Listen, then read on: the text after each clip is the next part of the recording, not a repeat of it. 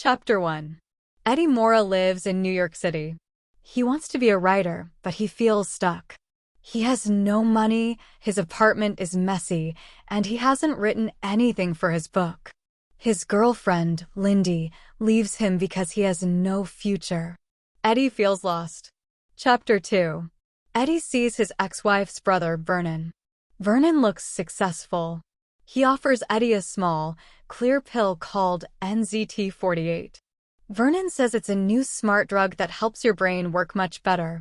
Eddie is unsure, but he feels he has nothing to lose, so he takes it. Chapter 3. Wow! The pill works fast. Suddenly, Eddie feels amazing. His brain is clear and sharp. He remembers everything he ever read or saw. He cleans his whole apartment in no time. He talks to his landlord's wife in Italian, a language he only heard once. He finishes writing his book in just a few days. Chapter 4. Eddie needs more NZT. He goes to Vernon's hotel room. But something is wrong. The door is open, and the room is a mess. Eddie finds Vernon dead. Someone killed him, probably looking for the NZT. Eddie searches the room and finds a hidden bag full of NZT pills and a lot of money. Chapter 5. Eddie starts taking NZT every day. His life changes completely. He learns new things very quickly. He gets a haircut, buys nice clothes, and starts working out. He meets Lindy again and impresses her with his new confidence and success. They get back together. Chapter 6. Eddie decides to make money. He learns about the stock market very fast. Using NZT, he sees patterns others don't. He starts with a small amount of money and quickly turns it into millions. He lives in a beautiful, expensive apartment now. Chapter 7. Eddie's quick success gets noticed. A very rich and powerful man named Carl Van Loon hears about him. Van Loon wants Eddie to help him with a huge business deal, merging two big companies. Eddie uses NZT to give Van Loon smart advice. Chapter 8. But Eddie's success brings danger. A dangerous man, a lone shark named Gennady, finds out about Eddie. Gennady had loaned Eddie money before. Now, Gennady realizes Eddie is using NZT and wants the pills for himself. He starts threatening Eddie. Chapter 9. Eddie starts having problems with NZT. Sometimes he loses time, hours go by, and he doesn't remember what happened. He feels scared and paranoid, like someone is following him. He learns that other people who took NZT got very sick or died. Chapter 10. Lindy gets into danger and takes an NZT pill to escape. It works, but the feeling scares her.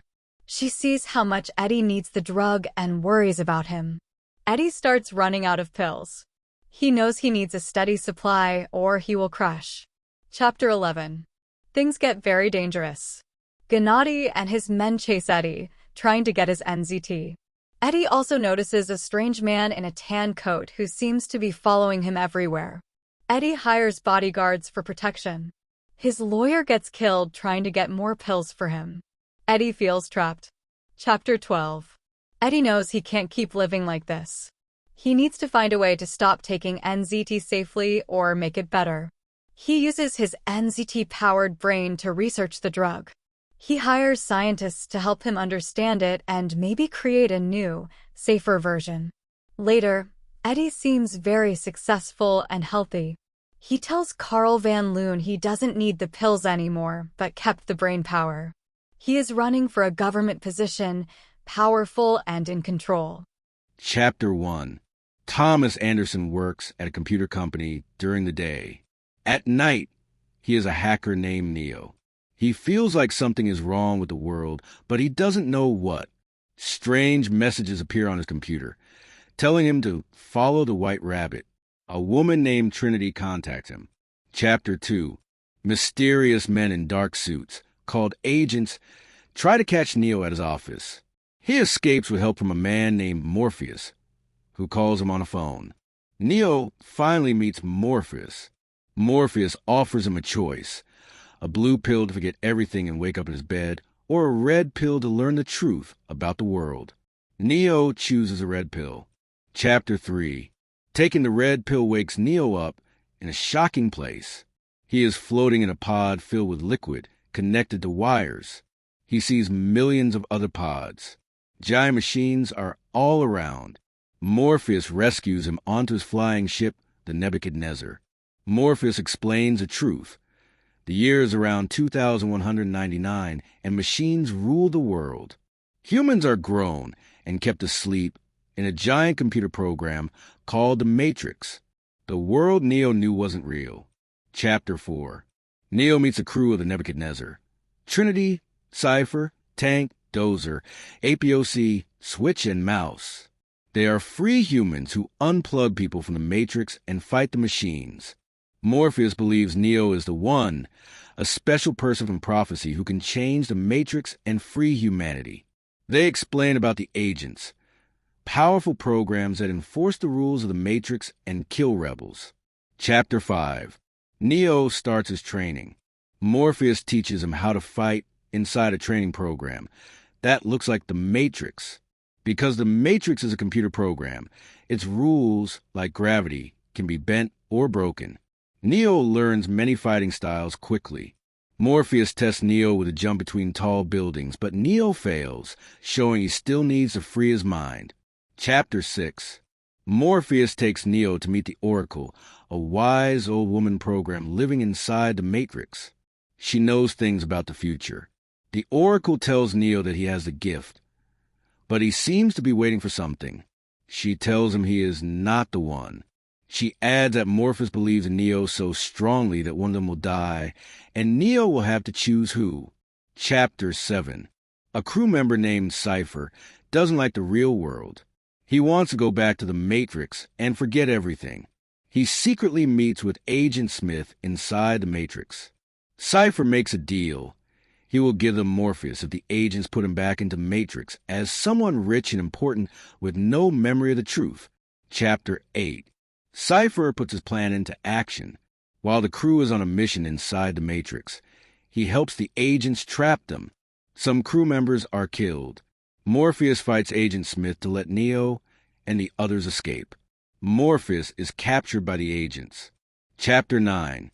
Back on the ship, Cypher kills more crew members before Tank stops him. Tank and Dozer are brothers. Tank survives Cypher's attack. Neo knows the agents will try to get information from Morpheus's brain about Zion, the last human city in the real world. Neo decides he must go back into the Matrix to rescue Morpheus, remembering the Oracle's words about choosing who lives. Trinity insists on going with him. Chapter 10. Neo and Trinity launch a dangerous rescue mission inside the Matrix. They fight many guards in a heavily protected building. They use a helicopter and guns in an explosive battle. They manage to save Morpheus just before the agents can break into his mind. During the escape, Neo starts showing amazing abilities, dodging bullets fired by an agent. Chapter 11. The group tries to reach an exit point, a ringing phone, to leave the Matrix. But Agent Smith is waiting for Neo. Morpheus and Trinity escape, but Neo stays to fight Agent Smith. They have a fierce battle in a subway station. Neo seems to win, but Agent Smith takes over another body. As Neo runs for another exit, Agent Smith shoots him multiple times. Neo falls down, seemingly dead. Chapter 12. Back on the ship, Trinity watches Neo's heart stop. She tells his body in the Matrix that the Oracle told her she would fall in love with the One, and she loves Neo, so he can't be dead. Inside the Matrix, Neo's eyes open. He stands up.